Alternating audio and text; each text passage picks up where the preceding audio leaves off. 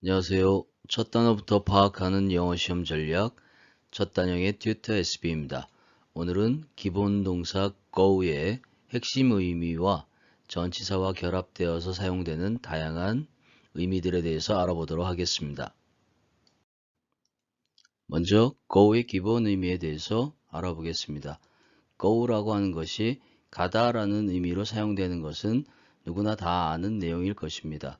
그런데 우리가 가다라고 하면 보통 주어가 사람인 경우를 많이 생각하는데 영어에서는 이 가다라는 동사 앞에 주어 자리에 다양한 여러 가지 형태들, 사물이나 무생물, 그 다음에 추상명사까지 올 수 있다는 것, 그 부분을 생각하시면 되겠습니다. 그래서 첫 번째 뜻은 뭐뭇이 진행되어 나아가다, 그리고 끝까지 어떤 도착 지점이 표시되기 전까지는 끝까지 계속 진행되어 나아가다 라는 의미라는 것, 그것을 기억하시면 됩니다. 그래서 결국엔 도착 지점이 없다면 사라져버리다 라는 의미까지 될 수도 있다라는 것이죠. 그 두 번째는 기준점에서 멀어져 가다 라는 것입니다.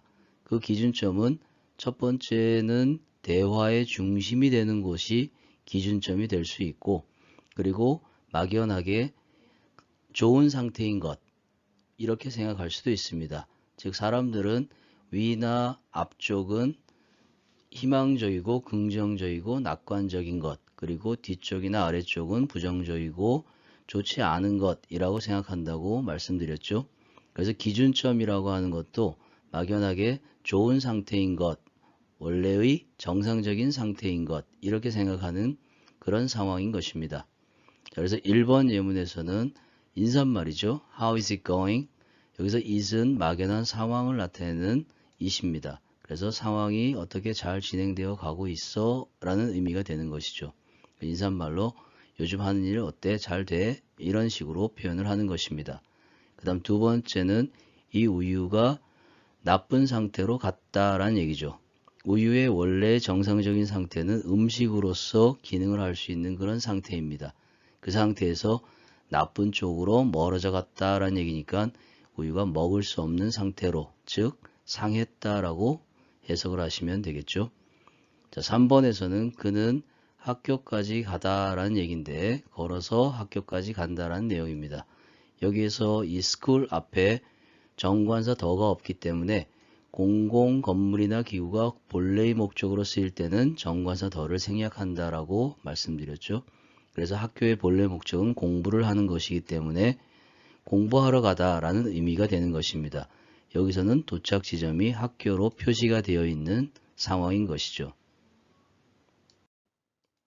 이번엔 go가 일상에서 많이 사용되는 표현들입니다. 자, 1번 경우에 탐 밑으로 내려와봐 이렇게 표현을 했는데 자, 이 대답에 대해서 Yes, I'm going 이렇게 말할 수도 있고 Yes, I'm coming 이라고 표현을 할 수도 있습니다. 그렇다면 Yes, I'm going 이라고 하면 대화의 중심이 되는 곳에서 멀어져 간다라는 얘기거든요. 그렇기 때문에 이것은 틀렸다라는 문장이 아니라 밖으로 나간다란 얘기입니다. 그러니까 부르고 있는 사람한테 가는 것이 아니라 밖으로 외출할 것이다 라는 그런 의미가 되는 것이죠. 그렇다면 부르는 사람 쪽으로 간다라고 하면 coming 이라고 표현을 해야 되는 것입니다. 대화의 중심점으로 다가가는 동작은 come 이거든요. 그래서 yes I'm coming 이라고 하면 밑으로 내려가서 부르는 쪽으로 간다라는 의미가 되겠죠. 그 다음에 2번 경우에는 관용적으로 go ing 하면은 뭐뭐 하러 가다, let's go shopping 하면은 쇼핑하러 가자 이런 의미가 되겠습니다.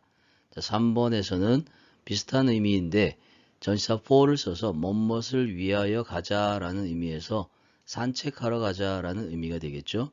Let's go for a walk 이렇게 간단히 표현하시면 됩니다. 뒷부분에 명사를 써서 그것을 위하여 가자라는 의미로 다양한 여러 가지 의미로 사용할 수 있습니다. 다음 4번에서는 그것을 위해서 가라라는 의미입니다. 여기서 이시 가리키는 것이 특정한 것일 수도 있지만 보통 일반적으로 go for it 하면은 도전해봐, 한번 해봐 이런 의미로 사용하는 표현인 것입니다. 자, 이번엔 go가 나타내는 시제의 다양한 표현들을 알아보겠습니다. 자, 1번에서 It is going to snow 라고 하면 우리가 알고 있는 미래 대용 표현이 되는 것입니다. 그래서 be going to 동사 원형 이렇게 해서 눈이 올 것 같다라는 의미가 되겠죠.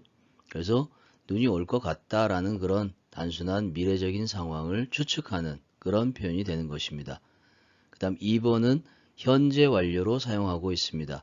그녀는 유럽으로 가버렸다라는 얘기인데 여기서 has gone 이라고 하는 이 표현 자체는 과거의 어느 시점에 가서 지금 현재 여기에 있지 않다라고 하는, 그래서 유럽에 가고 없다라는 의미를 나타내는 것입니다. 자, 그 밑에 나와 있는 비교 예문에서는 비동사 was 다음에 gone이라고 표현을 했습니다. 이럴 때는 수동태가 아니라 이 gone이라고 하는 과거 분사가 형용사적으로 사용된 것이죠. 그래서 그녀는 가버렸다라는 의미가 되는데 위에 부분하고 밑에 부분하고 차이점은 위에 부분은 도착 지점이 있고 유럽이라고 하는 도착 지점이 있고 밑에 부분은 도착 지점이 없습니다. 그래서 끝까지 가버린 상태이기 때문에 이 말의 의미는 사라져버렸다라는 그런 의미까지 해석할 수 있는 것입니다. 그래서 그녀는 사라져버렸다. 어디 있는지도 모르는 그런 상태를 나타내는 의미가 되는 것이죠. 그 다음에 3번은 have to go back to work 이렇게 나와 있는데 뭐 근무 중에 잠깐 나왔다가 이제 일하러 가야 돼 라고 할 때 이런 표현을 쓸 수 있겠죠. 그래서 되돌아가야만 한다라는 그런 의미로 사용하는 표현입니다. 그 다음에 4번에서는 현재 진행형인데 이 현재 진행형이 지금 가고 있는 중이다 라는 의미도 있지만 뒷부분에 미래 시간 표시 부사가 있기 때문에 이렇게 합해졌을 때는 가까운 미래를 나타내는 것입니다. 그러니까 일어날 것이 거의 확정되어져 있는 가까운 미래, 그런 미래를 나타낼 때 나는 내일 서울 갈 거야 라고 표현을 하는 것이죠. 그래서 현재 진행형과 미래 시간 부사가 함께 어울리면 확정된 어느 정도의 가까운 미래를 나타낸다라고 생각하시면 됩니다. 자, 이번엔 go의 관용 표현들입니다. 자, 1번 경우에서는 go easy on her 이렇게 표현이 나와 있는데 여기서 go easy 하면은 쉬운 상태로 가라 이런 얘기입니다. 편한 상태로 가라. 그녀에 대해서. 그래서 그녀에 대해서 너무 까탈스럽게 그렇게 따지고 하지 말고 좀 편하게 그녀를 대해줘라. 이런 의미로 해석할 수 있는 것이죠. 그 다음 2번에서는 let it go 라고 되어 있는데 이것은 간접 명령문의 형태죠. 문법적으로는. 그래서 여기서 it은 막연한 상황을 나타내는 그런 상태이고 그것이 그냥 가도록 놔둬라 이런 의미입니다. 그래서 그냥 내버려 둬 라고 해석할 수 있는 많이 나오는 표현이죠. 그 다음 let go up 하면은 가도록 내버려 두다, 놔주다 이런 의미의 관용적인 표현입니다. 그리고 let 다음에 이렇게 동사 원형 이렇게 나와 있는데 영어에서 일반 동사 여러 개가 같이 겹치는 경우는 몇 가지가 없습니다. 그래서 그 중에 하나라고 생각하시고 암기를 해주시면 되겠죠. 그래서 너의 욕심을 버려라 이런 의미로 해석할 수 있고 나를 좀 놔줘 라고 하면은 your greed라고 하는 목적어 대신에 me를 써서 let go of me 그럼 나 좀 놔줘 라는 그런 의미로 표현할 수도 있습니다. 그 다음 3번에서는 그것은 진행되어 간다 말하는 것 없이 여기서 it은 가주어가 되겠고 that 이하는 진주어인 것입니다. 그래서 that 이하의 내용이 말할 필요 없이 진행되어 간다. 그래서 that 이하는 말할 필요도 없다라는 얘기죠. 당연하다라는 얘기죠. 그래서 그 사람이 정직한 것은 당연하다. 이렇게 해석하시면 되겠습니다. 자, 4번 경우에는 Where does this report go?